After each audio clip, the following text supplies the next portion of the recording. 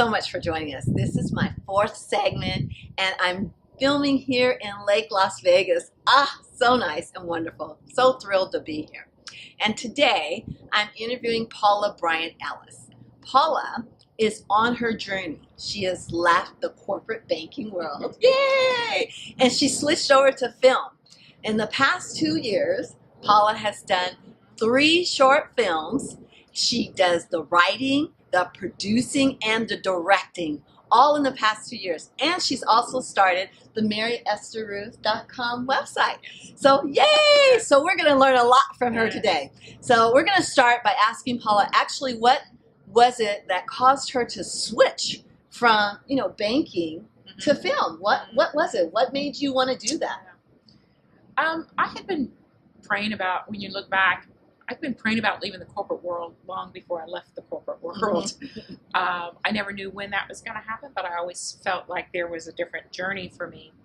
And as I was approaching that time, I had no idea what I wanted to do. I couldn't even remember the things that I was passionate about beyond my corporate experience because I spent so much time at work, and the type of work that I was doing didn't leave me the opportunity to dream anymore because I traveled so much and I worked such long hours.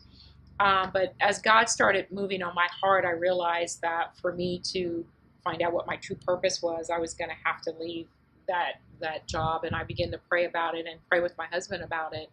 And I still at the time didn't know where God was leading me. It was definitely stepping out in blind faith. And how many years were you in the corporate world? How many years were you in banking before you made that Over switch? 25 years. 25 years. 25 years. Okay. Over 25 years. Good. That still gives us hope. Yes. Yes. Had an amazing career. I wouldn't trade that. And God has showed me that no matter when you think you're off course, all things work together for the good of those who love God. And He's even showing me now, as I'm new and beginning my film career, how He's leveraging that expertise that I had built in the finance world for such a long time. And speaking of film career, what made you switch to film? How did you know it was film? I mean, there's so many of us out there. We're not even sure what our purpose is. We don't even know. How did you know it was film? I didn't. And that's what I was going to say earlier, was that as I was praying and asking God to lead me, I remember specifically saying, God, I'll go wherever you tell me to go, because I have no idea.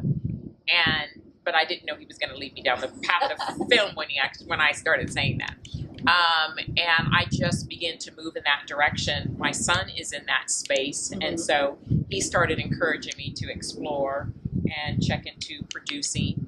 And so I did, but when I started looking at producing, I wasn't 100% sold because it felt so much like my corporate experience. Right. A lot of structure. It's the structure side of making a film. But then a friend came along and challenged me to direct. Oh. And immediately my spirit was like, oh, I don't know anything about directing. Like, no.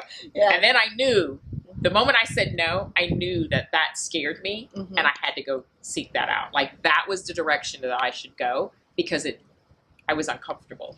Now, that's a really good tip. Being uncomfortable where we move and we find that resistance, more or less, is probably what is really our calling. Yes. And the thing that scares us, but makes us feel kind of good, I think that's why we can tell that that's our calling. I always say resistance is confirmation. You should be moving in that direction, because if it was easy, everybody would do it, right? That's true. And it's not easy, and we like to talk ourselves out of things. But when I start feeling that resistance, I know that I need to push in that direction. Yes. Awesome. I know, like, we're getting and if you haven't noticed, it's raining out Lake here. Las Vegas. Beautiful Lake Las Vegas. But it's raining, so we're cutting and we'll continue it.